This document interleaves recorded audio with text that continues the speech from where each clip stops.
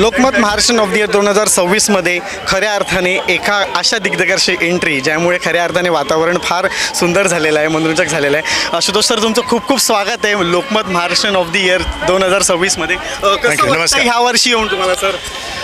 फार छान वाटते, कारण हे 12वं वर्ष होतं आणि मी आय बीन व्हेरी लकी. 11व्या वर्षी मी ज्युरीवर होतो आणि 2011मध्ये मी ज्युरीवर होतो. 2017मध्ये I was a recipient of an award Maharashtra of the year. आणि यावेळेला इट्स माय गुड फॉर्च्यून, म्हणजे खूप मोठा मान आहे मला की मी त्या स्टेजवर होतो जिथे अशोक काकांना अवॉर्ड दिलं गेलं.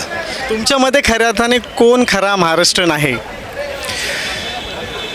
जो सातत्याने आपल्या अवतीभोवती बदल घडवण्याचा प्रयत्न करतो, तो माझ्यासाठी ट्रू महाराष्ट्रीयन आहे.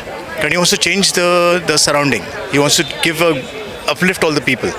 व्हेंटिलेटर नंतर आता थांबायचं नाही, त्याच्यापुढे आता कुठे आशुतोष सर थांबणार नाही आहेत मराठी सिनेमांना घेऊन, हे आम्हाला जाणून घ्यायला आवडेल. नाही, बरंच काही मी आता यावर्षी प्लॅन करतो आहे. म्हणजे मी मराठी फिल्म पण करतो आहे, मी वेब सिरीज करतो आहे, मी एक डॉक्यू सिरीज पण बनवतो आहे. So quite a lot of things we are doing now this year. मराठीतला कुठला कलाकार आहे जो तुमच्या फार जवळचा आहे आणि जो तुम्हाला वाटतं की ह्या सिनेमामध्ये ह्या कलाकाराने काम केलं पाहिजे, असा कोण कलाकार आहे?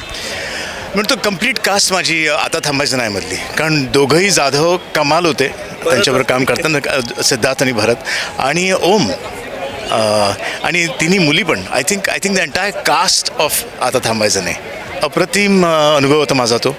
It's memorable. मग आता मी म्हणालो की आता थांबायचं नाही की व्हेंटिलेटर, मी चाललो.